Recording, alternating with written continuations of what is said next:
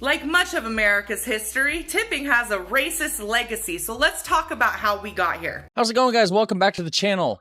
It is time for another one. We're going to be doing another one of the what's clearly a scam, but Americans have been conditioned to believe it's normal. TikTok compilation reactions. This one's part 4. We've already done, obviously, part 1, 2, and 3 in this series. So, naturally, number 4. We're going to check it out, and yeah, these ones are always good. So, links to the original videos in the description section down below, as it always is. Hit like, hit subscribe on your way down, drop a comment, hit share, do all that fun stuff, hit the notification bell. That's always cool. What's something that's clearly a scam, but Americans have been conditioned to believe is normal? The country itself, we're run like a cult. Once you're born into it, you can't leave, and when you want to join, it's incredibly hard. You have to vet that you're a good person. You pay money to the higher-ups that you will never get back in your lifetime, despite them promising that you will. You're educated to fit in this tiny box of how they want you to perform as a worker, and any sort of free thought is frowned upon, especially if it's against the establishments. Militant forces that have the right to threaten you with death if you don't comply. Rampant symbolism of the country everywhere you go. Biased and sometimes government-controlled media sources. A punishment system that's allowed to put you to death for crimes you didn't commit. Laws that protect people who intentionally harass and oppress others. Laws that specifically oppress the poor and make sure that they can never get rich. Cultish ideas of leadership and fellowship like the Democratic and Republican parties. Worshipping of inspirational rich people. I could go on for days. I feel like half of that's not true. She may be just a little bit too much into conspiracy theories. I don't know. Some of it is true, but wow, that was a lot of information packed like right in there. So, all right, on to the next one. We all have to work until we're 65 years old, or that there's no way to access your retirement accounts until you're 59 and a half, or that miraculously Social Security and Medicare are going to cover all of your costs and give you a dignified retirement. It won't. Oh, that was it. Yeah. I don't know that that's a scam, and a lot of people have to work past 65. I think they're actually trying to make retirement age 72. I don't know if that's true or not. It'd be crazy if it is.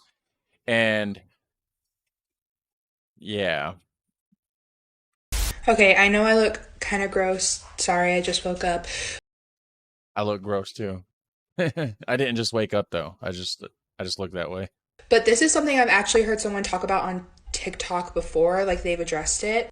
But when you go into debt and your debt gets sent to a debt collector, they buy your debt for however much it costs, and then they make money by charging you more money because they bought your debt. It's a business. It's how businesses ran. And yes, it's crazy because they buy it for pennies on the dollar, and then the collections agency goes after you for the full amount. They will settle after some time if you offer them like half price or whatever. I don't know how it really works, but it's a business and businesses are in, for the profit. But it is crazy though, that if they sell your debt off for pennies on the dollar, why don't they just offer that deal to the consumer?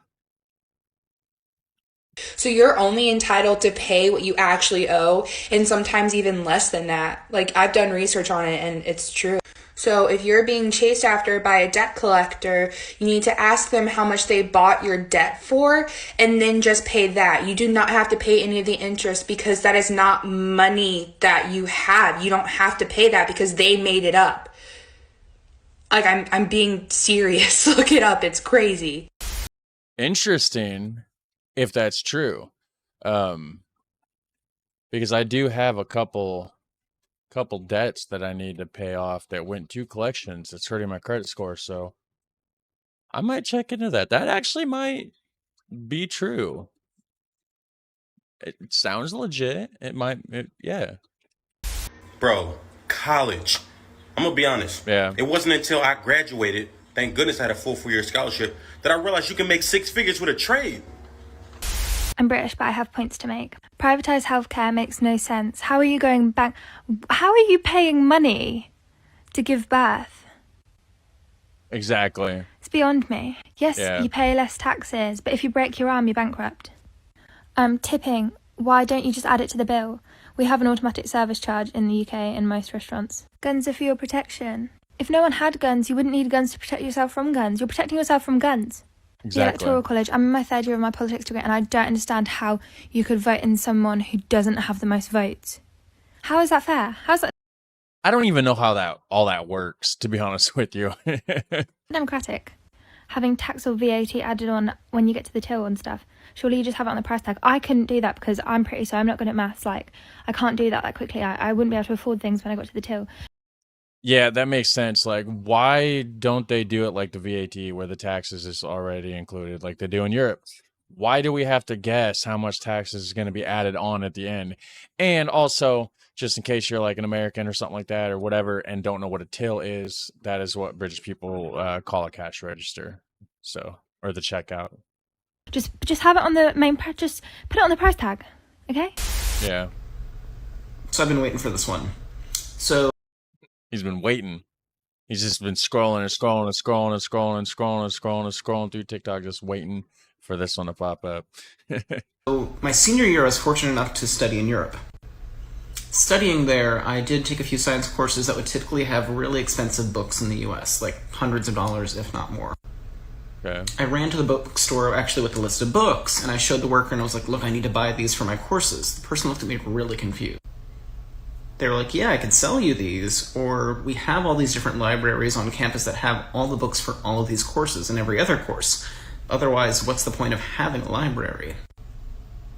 Super fair point. Yeah. So yeah, having to buy books at US universities, totally a scam. Many of you knew that though. Yeah, and they charge, I don't know for sure, but they charge a lot for the college books, university books, or whatever you want to call it. A lot more than it should be. Like, if you just take that price and compare it to just like a normal book of comparable size, the price difference is insane. Social Security. Let me show you why.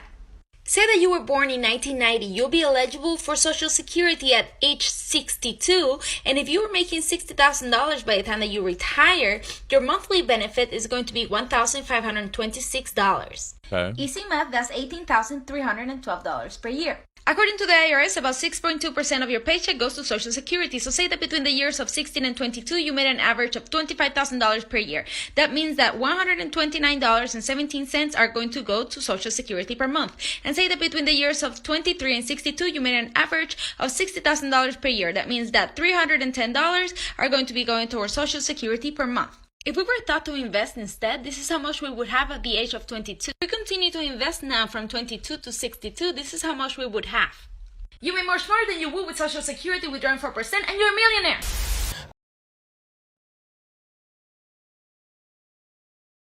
That lady's very smart. Like, she broke down the math. Like, that's, but you have to make good investments though, right? Like, or is it just like you invest and then just bank off the interest? Is that what she's talking about? But wow. That's good. About a year ago, I started feeling a bit sick and I lost quite a lot of weight in a short amount of time. So I went down and saw my doctor and he said, okay, I'm going to have to send you for some tests. These tests ended up being a full, complete blood work, ultrasound of all of my internal organs, CT scans of my organs. I then went to hospital and had a colonoscopy done and an endoscopy to biopsy my stomach. Try and guess how much all of that cost me. I live in Australia, by the way. Exactly. Yeah. Here, whew, you could buy a house for cheaper, probably. The fact that kids are being taught at a young age that in order to be successful in life, you have to go through school and get good grades. And then after 12 years of school, you need to go through more school in order to put yourself into huge amounts of debt to hopefully get a piece of paper that will allow you to hopefully get a job that you end up hating. Yeah, hopefully, because most of them don't. Making money for somebody else. And in order to get these good grades, we're going to put these 9, 10, 11-year-olds on huge amounts of legal amphetamines so they can get these good grades and become robots for society. Yeah, that about sums it up. That's what that's how they do it. Yeah. Benefish are a scam. Betta fish need at least 3 gallons, if not 5 to 10, of tank space, not the tiny little bowls that they sell marketed to betta fish. That is true.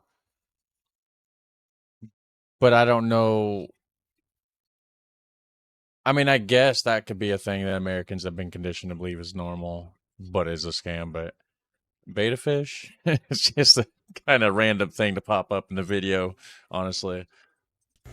They're also tropical, so they need a heater, and they're carnivores, so they need to eat meat. The reason why they sell them to you in those tiny little cups and then give you those flakes with plant matter and stuff in them is because betta fish are pretty. So even when they're sick, they're still going to be pretty. And guess what? They're going to die faster. And what happens when your fish dies? You go back and you buy more. Yeah, it's a business that makes money. It's not a good business. I guess it is kind of a scamish kind of thing because it's not good for the fish. Also, the lady looks like Michael Jackson. Just saying.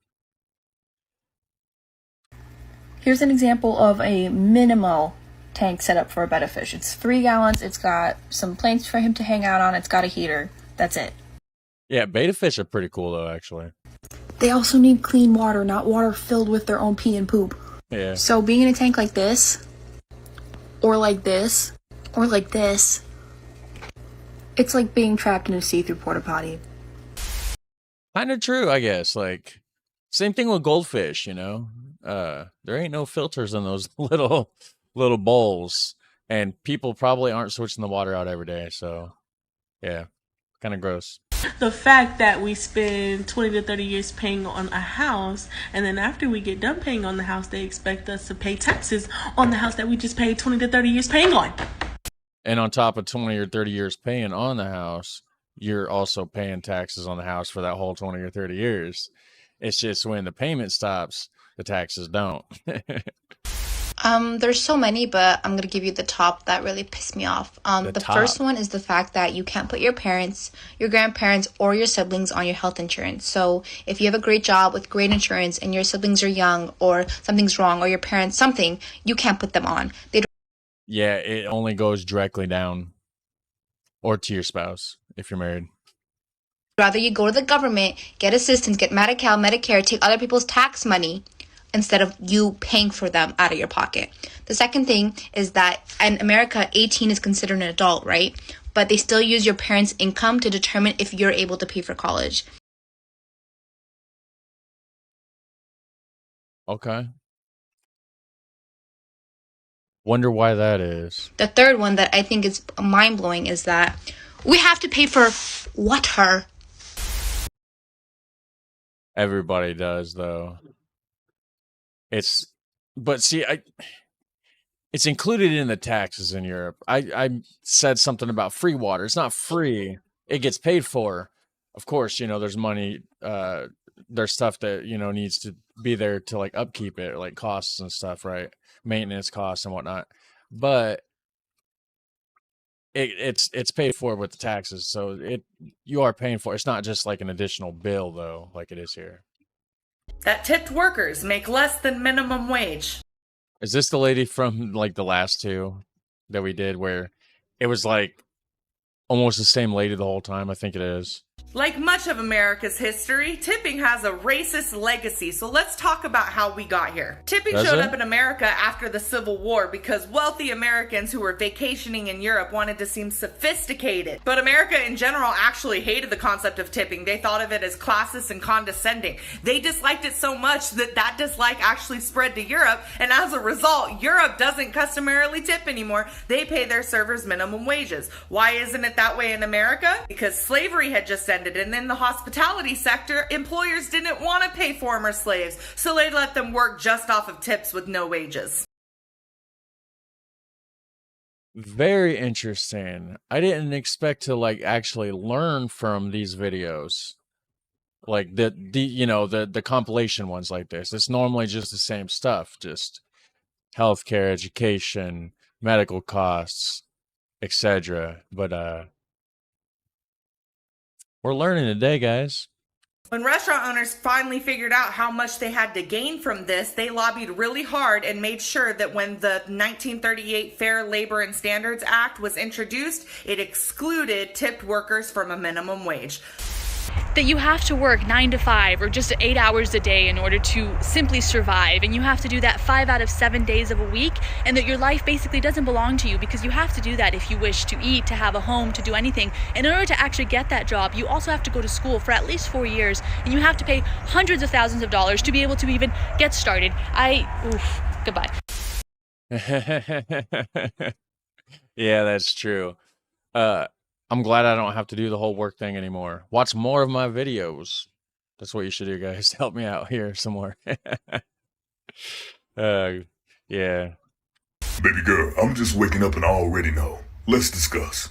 Insurance has to be the biggest scam ever, and we just act like it's normal.